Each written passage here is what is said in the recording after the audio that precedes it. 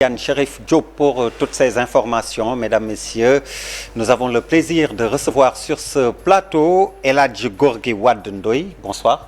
Bonsoir, M. Der. Alors, vous êtes le directeur de publication du magazine Continent Premier, basé en Suisse. Vous êtes également l'initiateur du gingembre littéraire.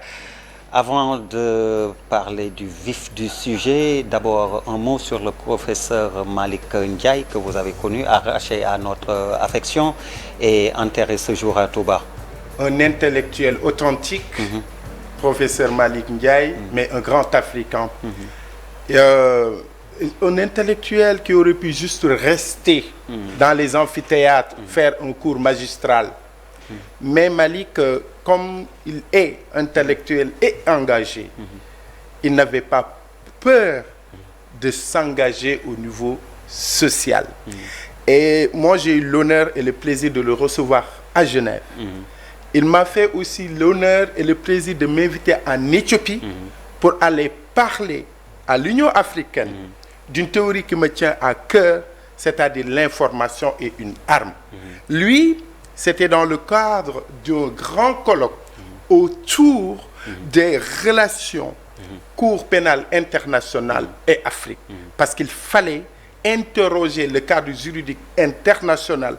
Comment ce cadre juridique-là maintient l'Afrique dans une certaine relation. Ça ne veut pas dire qu'il faut éliminer la Cour pénale, mais pourquoi comprendre que la Cour pénale ne s'intéresse en tout cas pour beaucoup que concernant les leaders africains. Mais Malick, ce n'est pas que ça. C'est que j'ai parlé du mouride, mais j'ai parlé aussi de l'humaniste.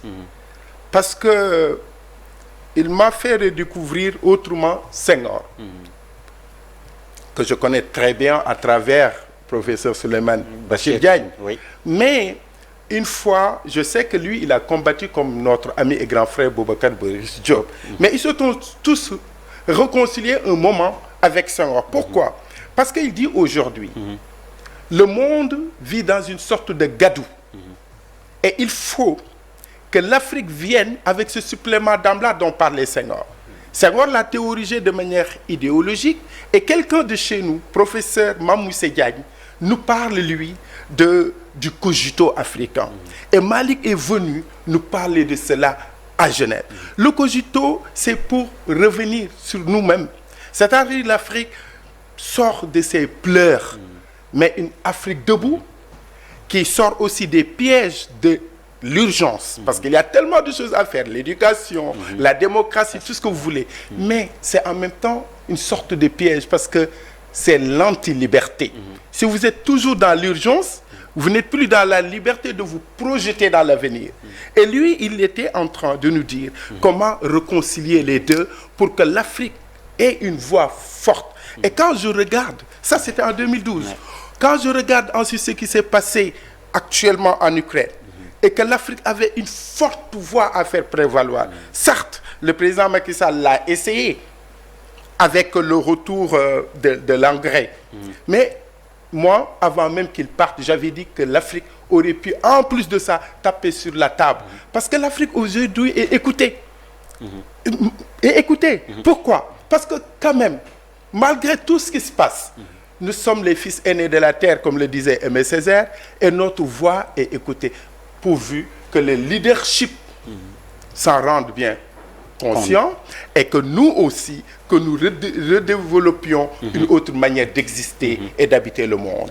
Paix à son âme, le professeur Malick Ndiaye. Le prétexte de l'invitation, c'est le gingembre littéraire. Comme je dis, vous êtes l'initiateur. Déjà, c'est quoi le gingembre? Le gingembre littéraire, c'est pour poursuivre une idée que nous avions développée aux Nations Unies en 2012 avec les professeurs Ibader Thiam, Madame Awa Marie Coll Seck, Anne-Cécile Robert, Boubacar Boris Diop et tant d'autres intellectuels. Nous avions parlé de la place de l'Afrique dans le 21e siècle, souveraineté et démocratie. Mais c'est en 2019, avec la présence du grand professeur, le grand penseur, Souleymane Bachir, et notre jeune frère, l'intellectuel, l'économiste, et le penseur aussi Felwine Sarr, avec Fatoumata Sissi Ngom qui avait sorti son livre Le silence du totem que nous avons lancé à Genève le 1er 2019 dans la salle Mahatma Gandhi de la grande salle des assemblées des associations à Genève.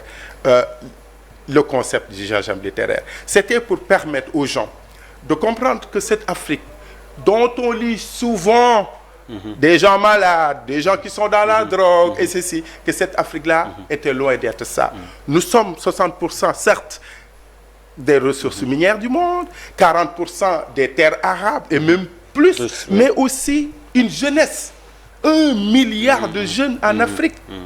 Est-ce que notre intelligence doit être mise entre parenthèses? Est-ce que nous devons toujours être consommateurs d'idées au lieu de dire et de revenir à ce que d'ailleurs Senghor disait, le rendez-vous du donner et du recevoir. Mais pour cela, il faut que nous soyons conscients de nos forces. Et ces forces-là, il faut revenir au Sénégal, il faut revenir en Afrique. Et le Sénégal est un exemple magnifique pour apporter au monde cette diversité, ce supplément d'âme dont parlait Léopold Sédar Senghor. On va Senghor. continuer de parler du fond de ce gingembre littéraire. Permettez-moi une digression sur la forme.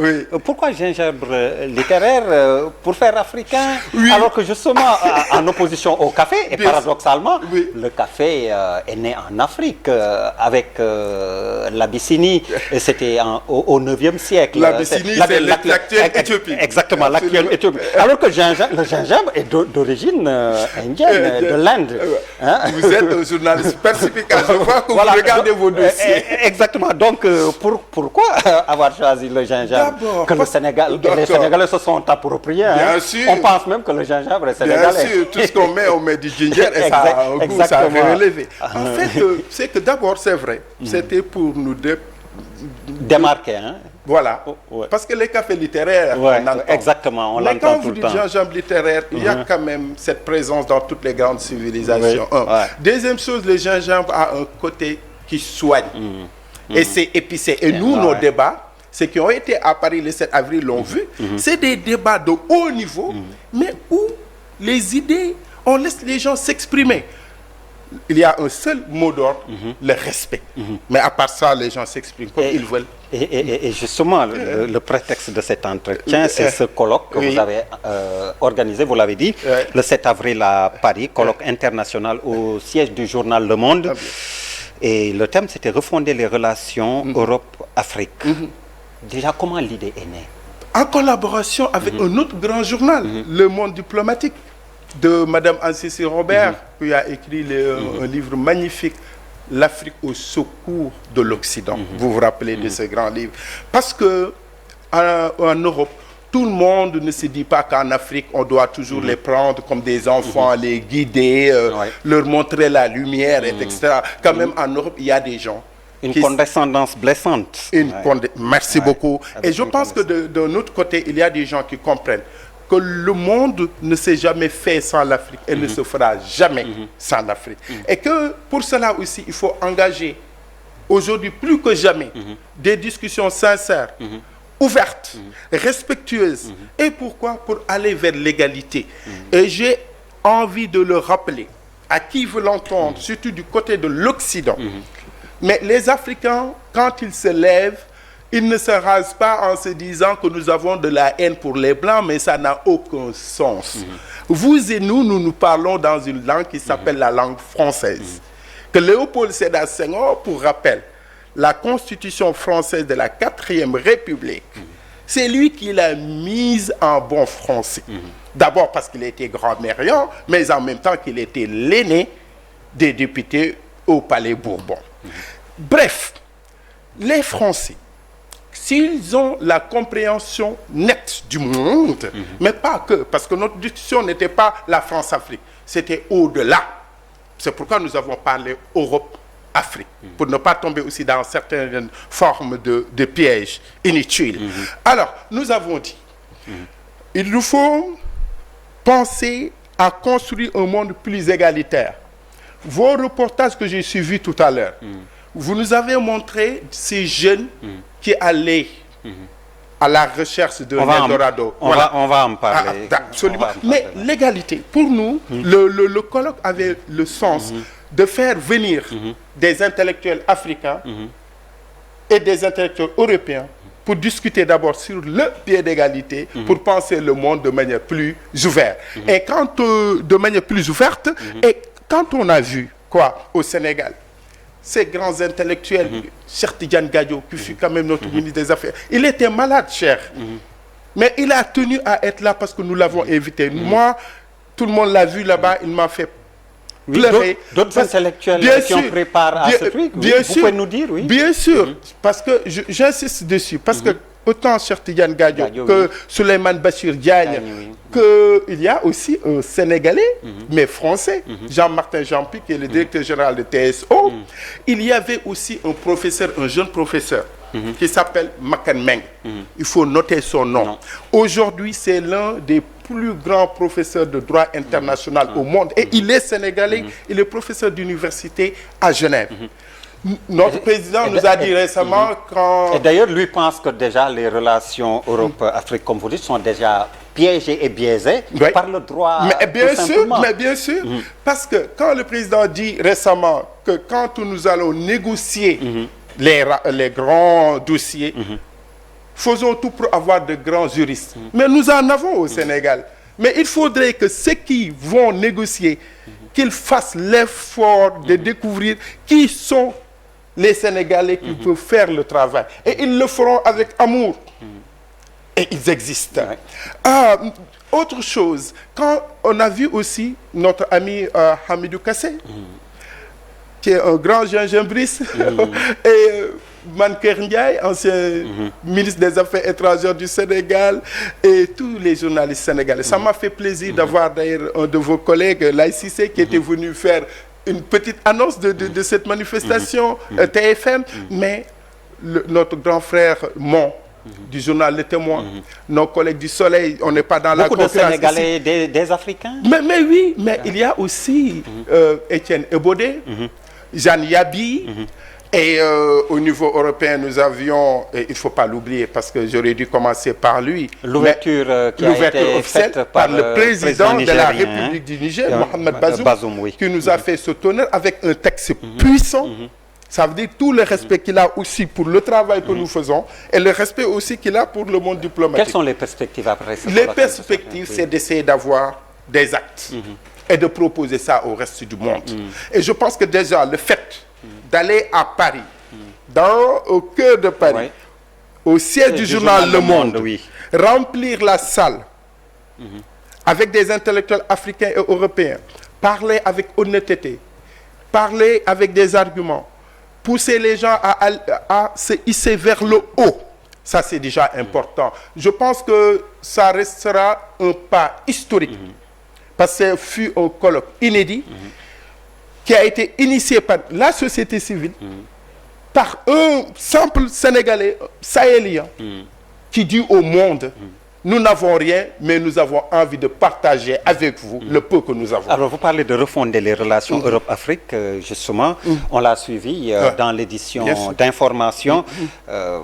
La quinzaine de l'Europe avec l'ambassadeur de France, Philippe Lalliaube, qui a parlé de France frappe, c'est frappe. Dégage, oui, que ce serait... parlant de respect entre les deux peuples. Quel est votre sentiment? Bon, je pense qu'on peut bien comprendre ce qu'il dit. Il dit nettement qu'une telle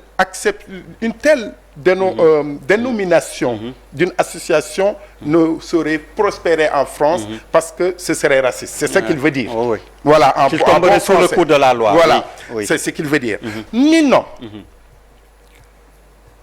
S'il est conscient de cela, il doit être conscient d'une chose, que si nous ne faisons pas la promotion des idées des savants sénégalais, qu'ils soient jeunes, parce que nous avons aujourd'hui une jeunesse qui n'est plus uniquement dans le bruit, il y a un discours, il faut comprendre le discours. Contenu, je suis d'accord avec lui qu'il nous faut plus parler. Pas uniquement de respect, mais d'égalité. Tout, parce que tout est là, le mot égal. La France a peur d'utiliser le mot égalité quand il parle. Mais ce n'est pas que la France, mais c'est tout l'Occident. Et justement, quel contenu donner à égalité et respect dans ce cas-là? L'égalité, c'est que moi, j'ai mes ressources minières au Sénégal, j'ai mon pétrole, j'ai mon gaz. Peut-être que c'est vous qui avez le matériel pour pouvoir l'extraire. C'est peut-être vous qui êtes venu avec votre argent pour prospecter. Je dois respecter votre savoir et vous payer. Mais vous ne pouvez pas me dire, c'est parce que vous avez fait les prospections que c'est vous qui apportez le matériel que moi, bon, je vais me contenter des peanuts, c'est-à-dire des cacahuètes. Il faudrait qu'on puisse avoir des relations qui nous permettent d'égal à égal pour que les Sénégalais qui vivent au Sénégal, par exemple, je donne juste un exemple sans entrer dans les détails de nos rapports, que les Sénégalais qui se disent, il y a du pétrole, il y a du gaz, c'est une nouvelle manne, et puis que les Sénégalais n'aient pas besoin d'aller traverser l'océan Atlantique pour mourir dans les déserts ou dans l'océan, comme disait le vent de l'Atlantique, mais que quand un Sénégalais comme vous a envie d'aller voir son ami qui habite à Paris, à Bordeaux, puisse le faire. Parce que nous ne sommes pas des mendiants. Nous ne sommes pas aussi les gens, les pestiférés de la terre. Non. Quand un jeune Européen chômeur peut juste parce qu'il est européen montrer un passeport, venir au Sénégal, sans visa, pourquoi quelqu'un qui a un salaire, quelqu'un qui a une garantie, quand il va à l'ambassade de France ou dans une autre ambassade, mais c'est comme s'il va en guerre. Il faut aussi qu'on règle cela. J'ai l'impression qu'on est en train de nous... Donc pour vous, à ce niveau, surtout les visas, il y a surtout pour on peut commencer par faire quelque chose. Les intellectuels, les hommes d'affaires et femmes d'affaires, etc. La France dit, si vous venez, on vous donne 2 ans, 3 ans, et puis on est calme. Que la Suisse aussi fasse la même chose. Par exemple, je prends l'exemple de la Suisse que je connais mieux. Le président de la République va faire une visite officielle, même d'État. Ensuite, on a réussi à faire que les Suisses peuvent venir au Sénégal sans visa. Mais en contrepartie, qu'est-ce que nous avons dans ce cadre-là? Les Sénégalais, pour aller en Suisse, doivent aller à l'ambassade, mes amis m'entendent. Même des ministres sénégalais, aujourd'hui, doivent demander les visas pour aller en Suisse. C'est que là aussi, c'est à notre diplomatie, surtout ceux qui nous représentent là-bas à Genève, quand ils ont travaillé pour que le visa puisse sauter, qu'ils disent aussi aux Suisses, qu'est-ce que vous nous donnez? C'est ça le rendez-vous du donner et du recevoir. C'est ça que j'appelle l'égalité. Vous voyez, nous c'est pour des rapports équilibrés. Si nous arrivons à cela, on va faire de sorte qu'il n'y aura pas un sentiment ni de haine, ni de rejet. Parce que vous savez, vous, je suis sûr que dans votre famille, il y a quelqu'un qui a fait la guerre pour la liberté du monde, deuxième ou première guerre mondiale. Nous en avons dans notre famille. Deuxième chose, là, nous sommes en train de converser dans une très belle langue qui s'appelle la langue française. Et nous n'avons pas honte parce que nous la maîtrisons parfois mieux que certains Français. Et ce que nous disons, c'est encore, pour citer mon ami et grand frère Bachir Diagne, autant de langues je parle, autant d'humanité je suis, et c'est ça, c'est la richesse de l'Afrique. Après l'économie, très rapidement, la culture, il y a beaucoup de savoir culturel en Afrique, mais malheureusement pas très accessible. Il nous faudrait, et là je suis à TFM, quelqu'un comme Youssou N'Dour, mais il représente beaucoup plus que même des industries. Mais qu'est-ce que nous avons fait de notre industrie culturelle? Est-ce qu'on a essayé? Parce que moi je dis, la culture, pour répéter quelqu'un d'autre, et au début et à la fin du développement. Mais ce que c'est aujourd'hui une valeur ajoutée. Comment faire que notre Thiéboudjen, le Pendembey, puisse apporter plus de touristes au Sénégal? Comment faire de sorte que, au niveau aussi de ce que nous avons vécu, par exemple récemment à Kaffrine, nos journées, le festival, et c'est l'occasion de saluer mon ami le professeur Sow, c'est que si nous faisons les efforts d'aller vers les terroirs, de montrer nos mégalithes, de montrer nos femmes dans ce qu'elles ont d'exceptionnel, le monde va nous suivre et nous écouter. Même notre art culinaire. Mais c'est ça. Mais quand nous sommes dans les copies, quand on copie parfois, on copie mal. Parfois, quand on traduit mal. Quand on est dans l'originalité ne veut pas dire de regarder ce qui se passe ailleurs. Mais il faut savoir venir avec ce que nous sommes. Être aussi dans l'écoute, dans l'humilité de nous dire que nous sommes des êtres humains, que chaque peuple, chaque civilisation, chaque culture a une part de vérité, rassemblons les vérités pour faire humain. C'est ça la convergence. Merci beaucoup. Je vous remercie, M. Abdoulaye. J'avais envie de vous demander le prochain rendez-vous du gingembre. Alors, nous allons organiser, comme d'habitude, la Journée mondiale de l'Afrique. Et ça aussi, c'est à notre initiative. Je souhaiterais que nos États qui nous écoutent puissent comprendre que nous avons donné notre vie à l'Afrique. Qu'ils nous accompagnent, nous serons au rendez-vous. Qu'ils ne nous accompagnent pas, nous les accompagnerons parce que nous avons le même combat, la dignité humaine, la dignité de l'Afrique et la dignité de tout homme. 21h tapante, il est l'heure de rendre l'antenne. Merci à El Hadji Gorgui Wade Ndoye. Merci à vous également, mesdames, messieurs, de nous avoir suivis. Excellente suite de programmes sur la TFM, la télévision Futur Média. Merci, bonsoir.